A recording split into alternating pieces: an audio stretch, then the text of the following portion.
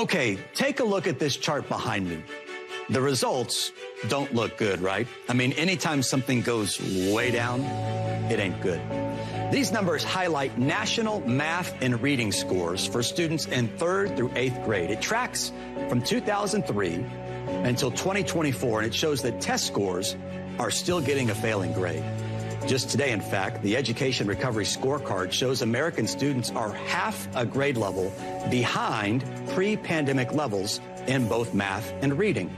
The latest scorecard uses the year 2019 as a baseline and shows us that when students scored above or below those 2019 numbers, and since then, test scores, well, they've dropped significantly. The latest scorecard shows that our kids are still struggling to recover from those COVID learning losses. And the numbers, well, they may not surprise you, but remember, COVID started 5 years ago. So how or will our kids ever recover from these losses?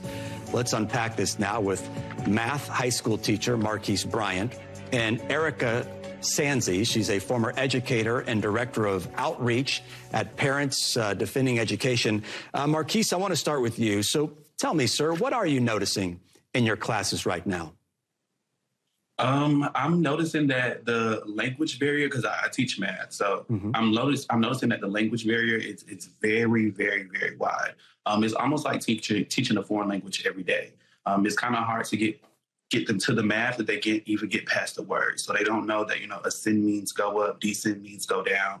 They don't know that evaluate the expression means just solve the problem, quotient is divide. So I'm noticing that it's pretty hard to even reach them to get them to even do the math. And how old are the kids you're teaching? Now they're 15 and 16 or 14 and 15. Got it. Erika, how do we fix that? Well, it's interesting that he mentions the vocabulary because the bottom really fell out of the floor in terms of reading scores. People keep saying that this is, sort of just because of COVID, but starting in 2013, we saw these scores start to go down. We're nowhere near pre-pandemic levels, and they really fell the most for students that were already struggling. So there's 2 levels below proficient.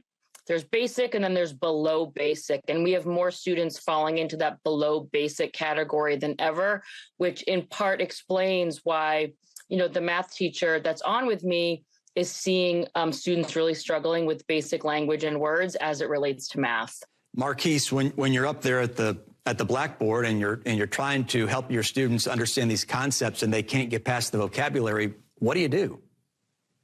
I kind of literally have to go back to the basics. I have to break it down for them. I have to let them know ascend literally means just go up. Area, we're multiplying length times width. I have to almost, get them to understand that these are sixth grade functions. We should be able to do this like this in the 9th grade, but it's almost like pulling teeth. But I just realized I have to go back to the basics with them. I have to break it down as far as I can in order to get them to, get back up to pace. But I realized that takes so much time to the point that now we're weeks behind on the curriculum and we're having a hard time trying to catch up. So it's really, we're always playing a game of, catch up, and it's always hard to be caught up. Yeah, it's a snowball, right? Erika, talk to me about that. When Marquise is trying to help, I assume it's not every student, but even if it's the majority of the students, if he's helping them understand the vocabulary, it means the students who are ready to learn the subject, well, they're waiting. And while they're waiting, they're not prepared for their exams. And it's a snowball effect, is it not?